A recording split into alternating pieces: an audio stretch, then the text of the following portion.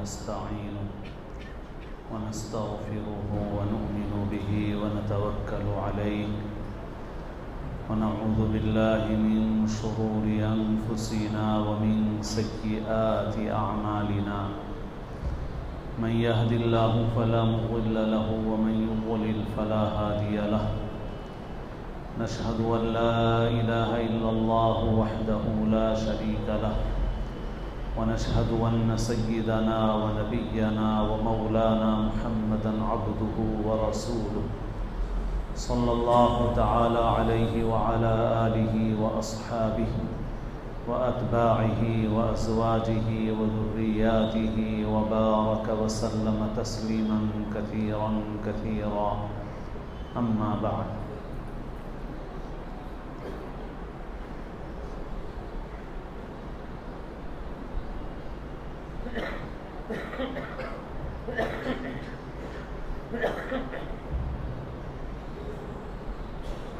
قابل احترام بزرگوں، عزیز دوستوں اور ساتھیوں، اللہ تعالیٰ نے قرآن مجید میں نصرت اور مدد کے جو وعدے فرمائے ہیں وہ کسی کی ذات کی بنیاد پر نہیں ہیں بلکہ صفات کی بنیاد پر ہے۔ اللہ تعالیٰ نے بنی اسرائیل کے ساتھ بھی ایسا ہی معاملہ کیا تھا۔ اللہ نے ان کو اپنے وقت میں بہت فضیلت عطا فرمائی تھی۔ قرآن مجید میں خود اس کا ذکر ہے کہ وَفَضَّلْنَاكُمْ عَلَى الْعَالَمِينَ، ہم نے تمہیں تمام جہانوں پر فضیلت دی۔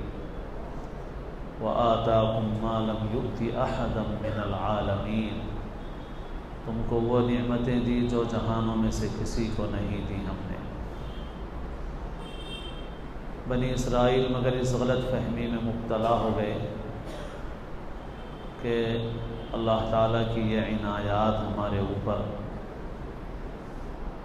ذاتی طور پر ہیں، ہم اپنی ذات کے اعتبار سے ان عنایات کے اور ان خصوصیات کے مستحق ہیں۔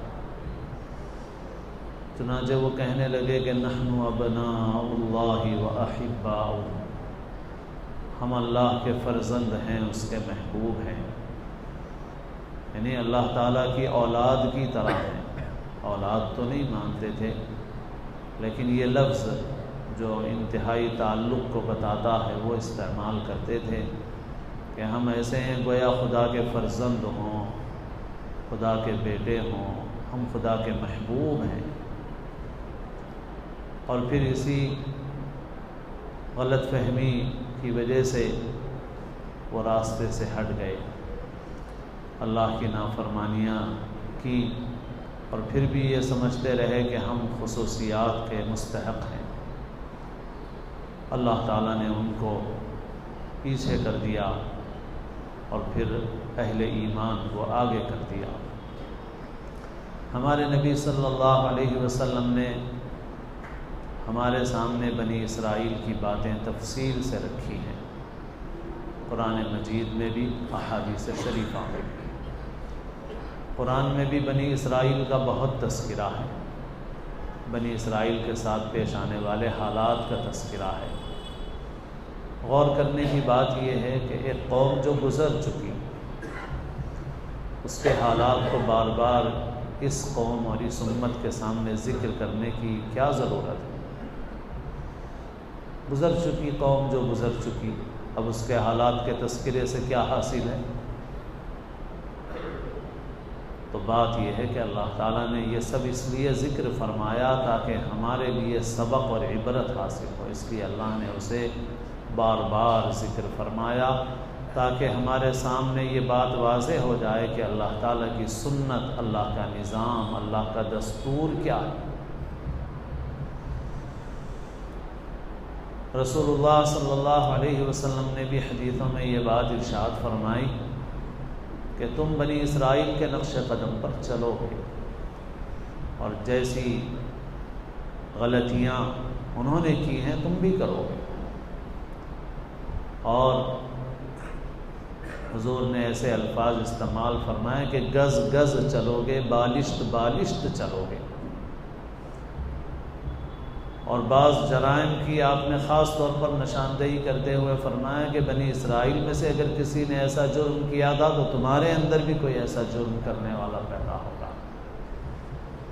تو یہ حالات اس لیے ذکر کیے گئے تاکہ ہم ہوشیار رہیں، بیدار رہیں، دھوکے میں اور غلط فہمی میں مبتلا نہ ہوں۔ ہم یہ نہ سمجھیں کہ ہم خدا کے محبوب ہیں، ہم چاہے جو کچھ کریں۔ لیکن اس وقت عام طور پر ہم مسلمانوں کی صورتحال ایسی ہی ہے، ہم اللہ کی نصرت کے منتظر ہیں، امیدوار ہیں۔ ہم یہ سوچتے ہیں کہ کیوں اللہ کی مدد ہمارے ساتھ نہیں آ رہی ہے، کیوں مسلمان اتنے پریشان ہیں، کیوں ایسے حالات پیش آ رہے ہیں، لیکن ہم اپنے اعمال کا جائزہ نہیں لیتے۔ ہم اللہ کی کتاب میں غور کر کے یہ نہیں دیکھتے کہ اللہ نے جو وعدے فرمائے ہیں وہ ذات سے نہیں فرمائے ہیں، صفات پر فرمائے ہیں۔ جو خاندانی طور پہ مسلمان ہوگا بس اس کو کامیابی ملے گی، ایسا نہیں۔ اللہ نے وعدے نصرت صفات پر فرمائے، جو ایسا کرے گا ہم اس کے ساتھ، ہماری مدد ہوگی۔ اللہ تعالیٰ نے ارشاد فرمایا وعد اللہ الذین آمنوا منکم وعملوا الصالحات لیستخلفنہم فی الارض۔ اللہ نے وعدہ فرمایا ہے تم میں سے ان لوگوں سے جو ایمان لائیں اور عمل صالح کریں کہ اللہ انہیں ضرور زمین میں خلافت عطا فرمائے گا، اقتدار عطا فرمائے گا، ان کو خلافت ارضی دی جائے گی، زمین کی خلافت ان کے حوالے کی جائے گی۔ اور اللہ نے تاکید کے ساتھ وعدہ فرمایا ہے لَيَسْتَخْلِفَنَّهُمْ۔ عربی زبان کا کوئی طالب علم ہو تو وہ اس کو اچھی طرح سمجھتا ہے کہ اس کا معنی مطلب یہ ہے اللہ تعالیٰ ضرور بضرور ان کو خلافت عطا فرمائے گا۔ اب ہم دنیا کی جھوٹی پارٹیوں کے وعدوں پہ یقین کرتے ہیں، دھوکہ دینے والے بینکوں پر یقین کرتے ہیں۔ اب اتنے دن کے بعد آپ کو اتنا ملے گا تو اس پہ تو یقین آ گئے۔ جن پارٹیوں سے سال ہا سال سے دھوکہ کھا رہے ہیں ان پر بھی یقین کرتے رہتے ہیں، جھوٹوں کی بات پہ یقین کرتے رہتے ہیں۔ اور اللہ تعالیٰ کا وعدہ ہے، اور پھر اللہ بھی اتنا مؤکد وعدہ فرما رہے ہیں لَيَسْتَخْلِفَنَّهُمْ فِي الْأَرْضِ، اللہ انہیں زمین میں ضرور خلافت عطا فرمائے گا۔ لیکن وعدہ کس پر ہے؟ وعدہ کسی خاندان، کسی نسل کے لیے نہیں ہے، وعدہ ہے ایمان اور عمل صالح پر۔ لا تہینوا ولا تحزنوا وانتم الاعلون ان کنتم مؤمنین۔ تم کمزور مت پڑو، غمگین مت ہو جاؤ، تم ہی سر بلند رہو گے بشرطے کہ تم ایمان والے ہو، تم ایمان پر رہو۔ تو وعدہ تو ہے مگر وعدہ ایمان کے ساتھ مشروط ہے۔ اسی کو خواجہ عزیز الحسن مجذوب علیہ الرحمہ نے فرمایا وعدہ غلبہ ہے مومن کے لیے قرآن میں، وعدہ غلبہ ہے مومن کے لیے قرآن میں، پھر جو تو غالب نہیں کچھ ہے کسر ایمان میں۔ ایمان کا لازمی تقاضا ہے نماز، اسی لیے ان آیات میں بھی آگے جا کر کے اللہ نے خاص نماز کا حکم فرمایا۔ وعد اللہ الذین آمنوا منکم وعملوا الصالحات لیستخلفنہم فی الارض ولیمکنن لہم دینہم الذی ارتضی لہم۔ اللہ تعالیٰ ان کے دین کو اقتدار عطا فرمائے گا، اور ولیبدلنہم من بعد خوفہم امنا، اور ان کے خوف کے بدلے میں اللہ انہیں امن عطا فرمائے گا۔ یعبدوننی لا یشرکون بی شیئا، بس یہ کہ وہ میری عبادت کریں اور میرے ساتھ کسی کو شریک نہ کریں۔ ومن کفر بعد ذلک فاولئک هم الفاسقون، اور جو اس کے بعد بھی کفر کا راستہ اختیار کرے گا وہ نافرمان ہوگا، وہ اطاعت کے دائرے سے باہر ہو جائے گا۔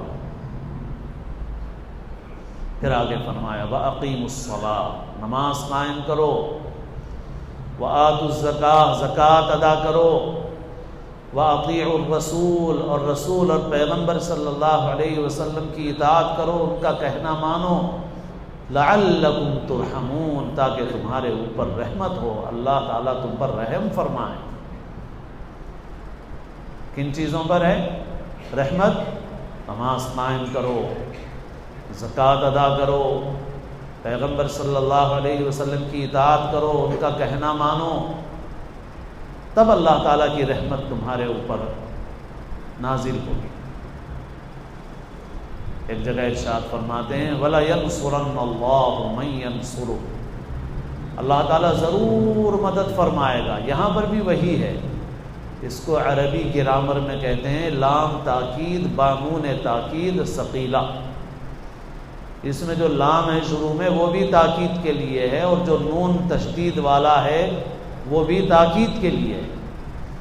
تو اللہ تعالیٰ ضرور مدد فرمائے گا۔ وَلَيَنْصُرَنَّ اللَّهُ، کس کی مدد کرے گا؟ جو خاندانی مسلمان ہوں گے، جن کے ساتھ پیڑھیاں مسلمان ہوں گی؟ جی نہیں، مَن يَنْصُرُهُ، جو اللہ کی مدد کرے گا۔ اللہ تو مدد کا محتاج نہیں ہے، اللہ کے دین کی مدد کرے گا، اللہ کے پیغمبروں کا ساتھ دے گا۔ اللہ تعالیٰ کا وعدہ تاکید کے ساتھ، ان اللہ لقوی عزیز، اللہ تعالیٰ بہت قوت والا، بہت زبردست غلبے والا ہے۔ اللہ کن کی مدد کرے گا؟ آگے اور تفصیل بیان فرمائی گئی، اسے کھول کے بیان کیا گیا۔ اللہ کی مدد کن کے ساتھ ہوگی؟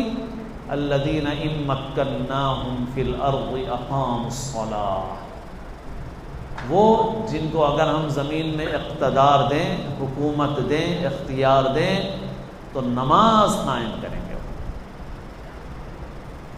نماز قائم کریں گے۔ اللہ کی مدد ان کے ساتھ، تو اللہ تعالیٰ کی تائید ان کے ساتھ ہے جو نماز قائم کرنے والے ہیں، اور جن کو اقتدار اور اختیار ملے تو اس کے بعد بھی وہ کیا کریں گے؟ نماز قائم کریں گے۔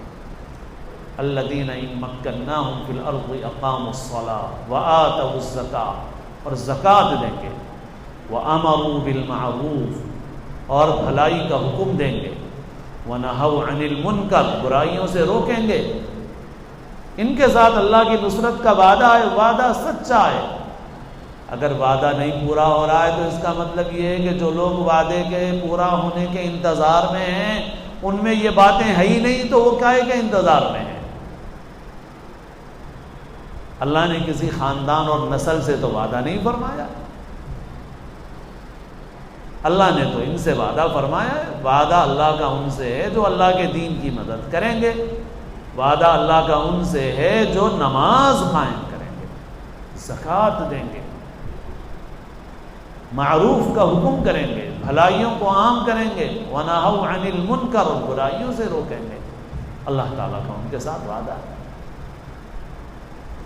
وَإِن تَصْبِرُوا وَتَتَّقُوا لَا يَضُرُّكُمْ كَيْدُهُمْ شَيْئًا إِنَّ اللَّهَ بِمَا يَعْمَلُونَ مُحِيطٌ، اگر تم صبر اختیار کرو، جمے رہو، اللہ کی فرما برداری پہ جمے رہو، تقوی اختیار کرو، تو ان کی سازشوں اور تدبیروں سے تم کو کوئی نقصان نہیں پہنچے گا۔ اللہ نے فرما دیا،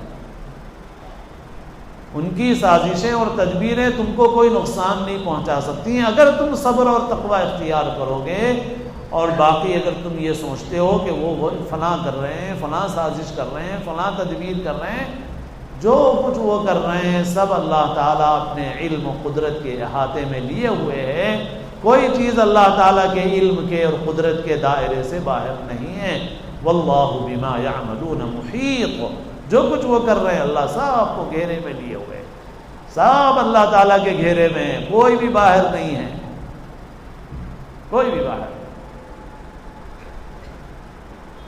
اور جہاں فرمایا وَأَقِيمُوا الصَّلَاةَ وَآتُوا الزَّكَاةَ وَأَطِيعُوا الرَّسُولَ لَعَلَّكُمْ تُرْحَمُونَ، وہاں بھی آگے فرمایا لَا تَحْسَبَنَّ الَّذِينَ كَفَرُوا مُعْجِزِينَ فِي الْأَرْضِ، یہ مت سمجھو کہ جو لوگ کفر اختیار کیے ہوئے ہیں وہ زمین میں اللہ کو عاجز کر سکتے ہیں، ہرا سکتے ہیں، ایسا نہیں ہے، وہ اللہ کو عاجز نہیں کر سکتے، ہرگز تم خیال مت کرو۔ ہاں تم نماز قائم کرو، زکوٰۃ دو، رسول کی اطاعت کرو، پیغمبر کی فرما برداری کرو، تاکہ تمہارے اوپر اللہ کی رحمت اور نصرت تمہارے شامل حال ہے۔ تو اللہ کے وعدے اس پہ ایک طرف تو یہ نماز قائم کرنا جو ہے، اور اس کے ساتھ ہر جگہ وآتوا الزکاۃ ہے، زکوٰۃ ادا کرو۔ دو چیزیں ہیں، ایک اللہ سے تعلق ہے، اللہ پر ایمان، اللہ کی بندگی، اور بندگی کا مظہر سب سے بنیادی عبادت نماز۔ اسی لیے حضرت شاہ عبد الغنی صاحب پھولپوری کی بات بار بار سناتا ہوں۔ حضرت شاہ عبد الغنی صاحب پھولپوری رحمۃ اللہ علیہ فرمایا کرتے تھے، مسلمان اگر دو کام کریں تو میں ذمہ داری لیتا ہوں کہ مسلمانوں کے حالات تبدیل ہو جائیں گے۔ ایک یہ کہ مسلمان اپنا چہرہ سنت کے مطابق بنائیں، دیکھنے سے معلوم ہو جائے کہ یہ مسلمان ہے، اور دوسرے یہ کہ مسلمانوں کی اکثریت نماز پڑھے۔ اکثریت کا کیا مطلب ہے؟ 90% مسلمان نمازی ہو جائیں، 80%، 70%، 60% نہیں۔ حضرت نے فرمایا 50 ادھر 50 ادھر، 50% نمازی ہیں اور 50% بے نمازی ہیں فرض کرو، تو اس میں سے 1% ادھر آ جائیں، یعنی 51% نمازی ہو جائیں، صرف 51%، بس خیر کا غلبہ صرف 1% ہو جائے، خیر کا غلبہ صرف 1% ہو جائے، 50 بے نمازی 50 نمازی، 1% نمازیوں میں شامل ہو جائے، 51% نمازی ہو جائیں مسلمان، میں ذمہ لیتا ہوں کہ مسلمانوں کے حالات تبدیل ہو جائیں۔ زمین کے کسی ٹکڑے پر جس پر ہمارا اختیار نہیں چلتا، وہاں اگر مورتیاں رکھ دی جائیں، ہم اللہ کے پاس گناہ گار نہیں ہیں، ہم نے تدبیر اپنے بس میں جتنا ہے اتنی کر لی ہے، ہم اللہ کے پاس بری ہیں، لیکن نماز کے ہم مکلف ہیں، ہم نماز چھوڑتے ہیں۔ تو ایک چیز تو ہے اللہ سے تعلق، اللہ پر ایمان، اور ایمان کا لازمی تقاضا نماز، بندگی اطاعت کا لازمی تقاضا، بنیادی پہلا تقاضا جس کو تو پورا کرنا ضروری ہے وہ نماز ہے۔ بھائی اللہ کی فرما برداری کا، رسول اور پیغمبر کی فرما برداری کا وعدہ کیا تو اس میں سب سے پہلی چیز نماز ہے، نماز کو پورا کرنا ہے، باقی اور بھی چیزیں اس کے بعد، لیکن سب سے اہم چیز نماز، اور اس کے بعد آگے ہمیشہ آتوا الزکاۃ کہا گیا، زکوٰۃ ادا کرو۔ دوسری چیز جس کی وجہ سے اللہ زمین میں اختیار دیتا ہے، اقتدار دیتا ہے، جس کی وجہ سے اللہ تعالیٰ قوموں کو غالب کرتا ہے، وہ ہے دینے کی صلاحیت، مخلوق کو نفع پہنچانے کی صلاحیت، مخلوق کے کام آنے کی صلاحیت۔ وہ جس کے اندر زیادہ ہوتی ہے اللہ تعالیٰ اسے اقتدار دیتے ہیں، دنیا اسے اختیار دیتے ہیں اللہ تعالیٰ کہ یہ ہے لوگوں کو نفع پہنچانے والے، ان کو دیا جائے اقتدار، اختیار۔ اور آخرت کی کامیابی تو بے شک ایمان کے اوپر ہے، مگر دنیا میں تو اللہ تعالیٰ کا نظام یہی ہے، جیسے ہم ووٹنگ میں کیا کرتے ہیں، دو امیدوار ہیں، دونوں بھی اچھے نہیں ہیں، مگر دونوں میں سے جو غنیمت ہے اس کو دے دو، یہی کرتے ہیں نا۔ تو اللہ تعالیٰ بھی دنیا میں ایمان والے اور بے ایمان کو نہیں دیکھتے، دنیا میں اللہ تعالیٰ دیکھتے ہیں حکومت چلانے کے لیے دونوں میں سے کون غنیمت ہے۔ برے تو دونوں ہوں گے، خرابیاں دونوں میں ہوں گی، دونوں میں سے کون غنیمت ہے اس کو دے دو، اختیار اس کو دے دیتے ہیں۔ اگر اللہ میاں ہمیں اختیار اور اقتدار دے دیں تو نہ ہم نماز قائم کرنے والے ہیں، نہ مخلوق کو دینے والے ہیں، نہ مخلوق کو نفع پہنچانے والے ہیں۔ اگر فرض کیجئے شہر کی ساری سیٹوں پہ ہمیں کامیابی مل جائے تو شہر کی ساری سڑکیں گلیوں میں تبدیل ہو جائیں گی، پورے شہر کے فٹ پاتھ ختم ہو جائیں گے، اور 40 فٹ کی اگر سڑک ہے تو اس میں بھی 20 فٹ دونوں طرف کے لوگ بانٹ لیں گے۔ سمجھ رہے ہیں آپ کوئی ہنسی مذاق کی چیز مت سمجھیے، آپ خون کے آنسو رونے کا مقام ہے۔ دنیا میں کسی مذہب کے لوگوں کے پاس ویسی تفصیلی تعلیمات نہیں ہیں جیسے مسلمانوں کے پاس ہیں، مگر عمل کے اعتبار سے سب سے زیادہ دور ہے مسلمان۔ ہمیں اگر اختیار مل جائے تو سڑک کی جتنی چوڑی سڑکیں ہیں ان سب کے فٹ پاتھ غائب ہو جائیں گے، 40 فٹ کی سڑک 20 فٹ ہو جائے گی، تو اللہ ہمیں کیوں دیں گے حکومت؟ مخلوق کو نفع پہنچانے والا ہو، فائدہ پہنچانے والا ہو، اللہ تعالیٰ اس کو دیں گے جو مخلوق کو فائدہ پہنچائے۔ اور یہ آتم الزکاۃ، زکوٰۃ دینا، یہ تو ایک عمل ہے، باقی پوری یہ اسپرٹ اور یہ روح ہے جو مسلمان کے اندر ہوتی ہے کہ خود مخلوق کو نفع پہنچانا، فائدہ پہنچانا، مخلوق کے کام آنا۔ وہ متخلق بھی اخلاق اللہ ہوتا ہے، جیسے اللہ تعالیٰ سورج کی روشنی ہر ایک کو دیتے ہیں، ہوا کے ذریعے آکسیجن ہر ایک کو دیتے ہیں، پانی ہر ایک کو دیتے ہیں، ایسے ہی مسلمان ساری مخلوق کو نفع پہنچانے والا ہوتا ہے، چاہے وہ مسلمان ہوں چاہے غیر مسلم ہوں، سب کو نفع۔ اسی وجہ سے ایمان کا خلاصہ یہ بیان کیا گیا، التعظیم لامر اللہ والشفقۃ علی خلق اللہ، اللہ کے احکام کی تعظیم، دل میں ایمان ہو، اپنے مالک اور خالق کی عظمت ہو، اس کی اطاعت اور فرما برداری ہو، اس سے رابطہ اور کنیکشن ہو، نماز کے ذریعے سے، دعا کے ذریعے سے، مناجات کے ذریعے سے، اور اللہ کی مخلوق پہ شفقت ہو، والشفقۃ علی خلق اللہ، مخلوق خدا پر شفقت۔ یہ اور مسلمانوں نے صدیوں جو حکومت کی ہے تو مسلمانوں نے کچھ اچھی صفات کی وجہ سے حکومت کی ہے، اور اگر مسلمانوں کو زوال آیا ہے تو ہمارے وطنی بھائی بھی سن لیں کہ اگر مسلمانوں کو زوال آیا ہے تو کسی اور کی وجہ سے نہیں آیا ہے۔ جب مسلمانوں نے خدا کی نافرمانیاں کی اور ظلم کیا، ناانصافی کی، تو اللہ نے مسلمانوں سے اقتدار اور اختیار چھین لیا۔ اور اب بھی جن کے ہاتھ میں حکومت اور اقتدار اور اختیار ہے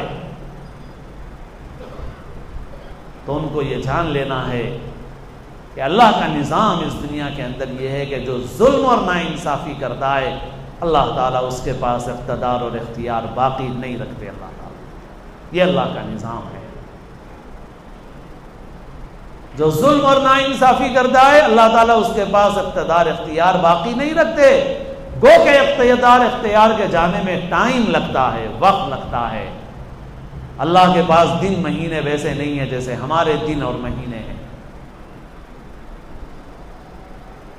اللہ نے فرعون کو سینکڑوں برس مہلت دی، حضرت موسیٰ نے دعا کی، اللہ نے کہا دعا قبول ہو گئی، مگر دعا قبول ہونے کے 40 سال کے بعد نتیجہ ظاہر ہوا۔ قال قد اجیبت دعوتکما، قرآن میں ہے، حضرت موسیٰ اور ہارون سے اللہ نے کہا تمہاری دعا قبول ہو گئی، مگر قبول ہونے کے بعد کتنے سال کے بعد فرعون ڈوبا ہے؟ 40 برس کے بعد، 40 برس کے بعد۔ تو میرے دوستوں، جس وقت ہم دینے والے تھے اللہ نے ہمیں موقع دیا، لیکن آج ہمارے اندر اتنی کمزوریاں پیدا ہو گئی ہیں، نہ خالق سے وہ تعلق ہے نہ مخلوق پر وہ شفقت ہے۔ نماز ہی نہیں پڑھتے تو خالق سے کیا تعلق ہے؟ نماز جیسا ہی فریضہ نہیں ادا کرتے تو خالق سے تعلق نہیں، نہ خالق سے صحیح تعلق ہے نہ مخلوق پر شفقت والی روح ہے، صفت ہے۔ اسی وجہ سے ہم کو بازو ہٹا دیا گیا، اللہ تعالیٰ کا نظام ہے۔ اگر ہم چاہتے ہیں کہ ہم پھر آگے بڑھیں تو پھر ہمیں اپنے مالک سے اپنا رابطہ مضبوط کرنا پڑے گا، ایمان کو مضبوط کرنا پڑے گا، نمازوں کی پابندی کرنا پڑے گا، اللہ سے اپنا تعلق، اپنا کنیکشن، اپنا رابطہ صحیح کرنا پڑے گا، اور اپنے اندر مخلوق کو نفع پہنچانے کی صلاحیت پیدا کرنا پڑے گا، صفت پیدا کرنا پڑے گا۔ خلق خدا کو سب کو نفع پہنچانے والے، تکلیف نہیں پہنچانے والے، راحت پہنچانے والے، رحمت بن جائیں سب کے لیے۔ جب ہم یہ صفات اختیار کریں گے تو جو بھی محنت کرے گا وہ نتیجہ پائے گا۔ اللہ تعالیٰ ضرور ہم کو بھی کامیابی سے سرفراز کریں گے۔ اللہ تعالیٰ ہم سب کو دین کی صحیح سمجھ نصیب فرمائے۔ اللہ تعالیٰ ہم سب کو اسلام کی زندگی اور اپنے اپنے وقت پر حسن خاتمہ نصیب فرمائے، سنتیں ادا فرمائے۔